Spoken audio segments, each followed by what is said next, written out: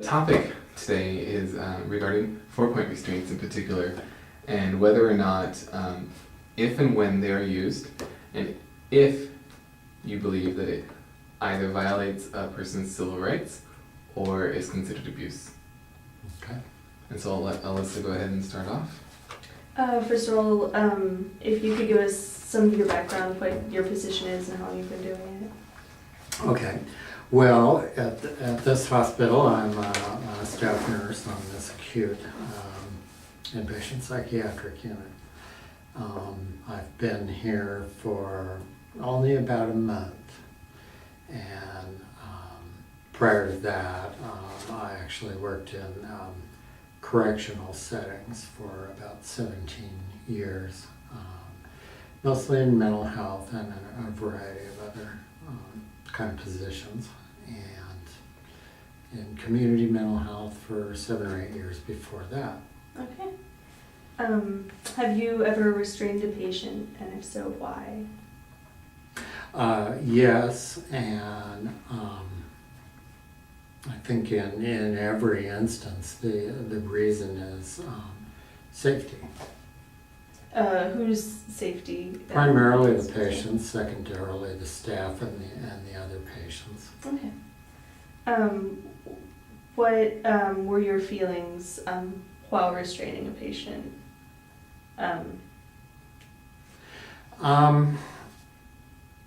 I guess participating in a hands-on sense, it's there can be quite a bit of adrenaline, and it's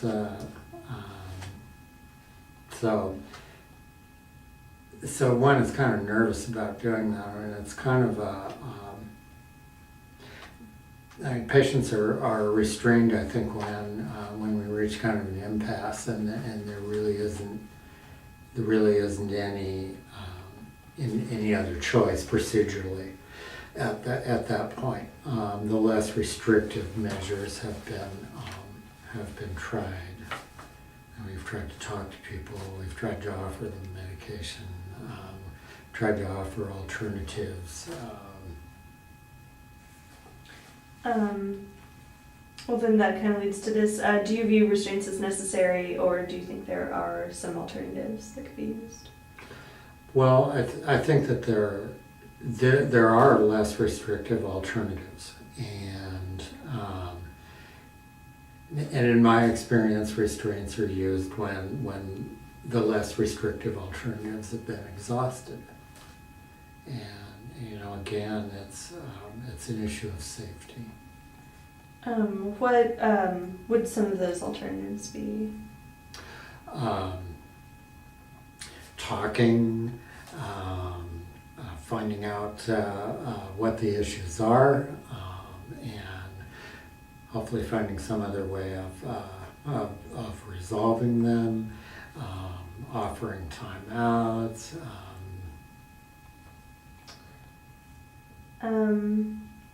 Do you feel that the current protocol regarding restraints that they're beneficial or a hindrance to you? What are your feelings on the protocol as they exist right now at this hospital? But at this hospital, well, as I said, I've just been here barely a month, and I came from an environment that was quite different. Mm-hmm.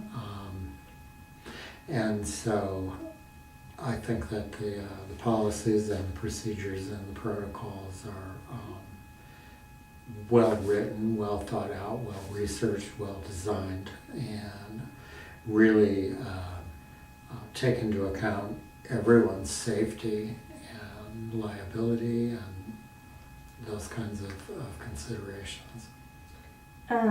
Do you think if the protocol, even if it's used correctly, that restraints can become harmful to the patient or abusive or impact their civil rights?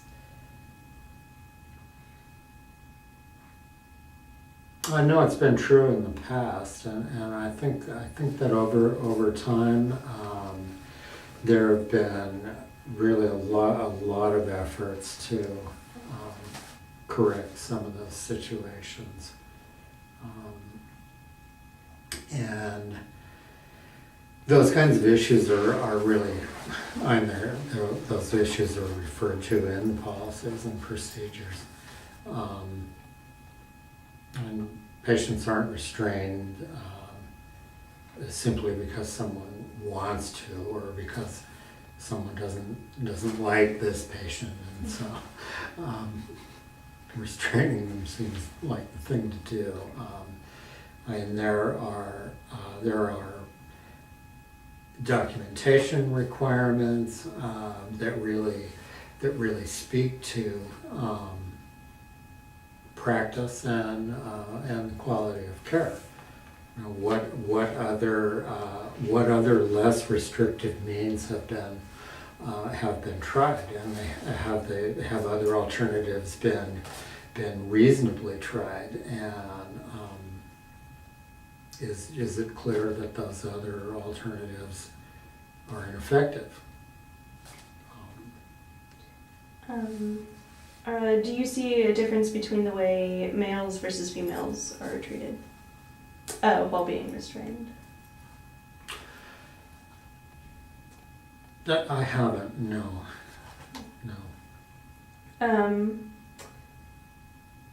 Are you more likely to do you see oh, I guess you just answered that. You're not more likely to restrain one more often than another in any way.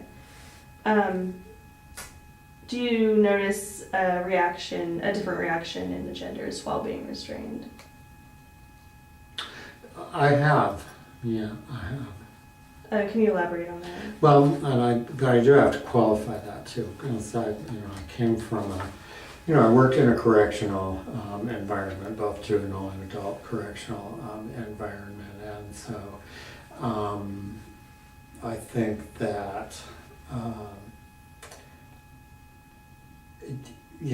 the men tended to be more physical and more resistant and more violent, and the women tended to be less so. Not exclusively, but just kind of in a general way. And I would suppose that's due to a lot of things: background, upbringing, just the sum total of life experience.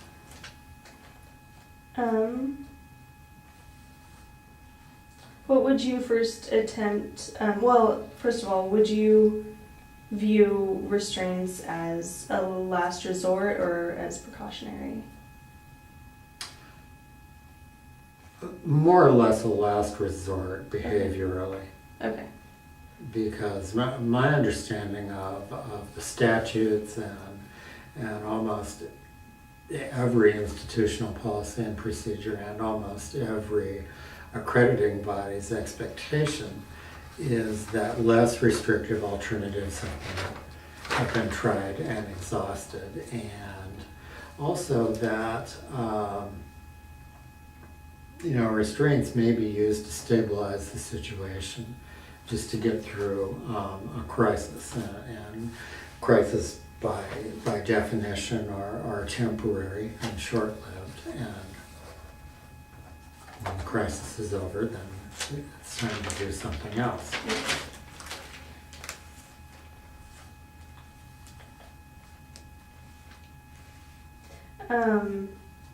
Are there any drawbacks that you see to restraints and any positive sides to restraints? Well, I think that the drawbacks are pretty well documented in some of the terrible outcomes that have happened. Excuse me. People have been injured, being restrained. Patients have died in restraints, and so those are certainly not positive outcomes. Any positive sides to restraints that you see or not? Well, in terms of a safety issue and preventing any injury to the patient being restrained, to other patients that are nearby, and to the staff that are that are working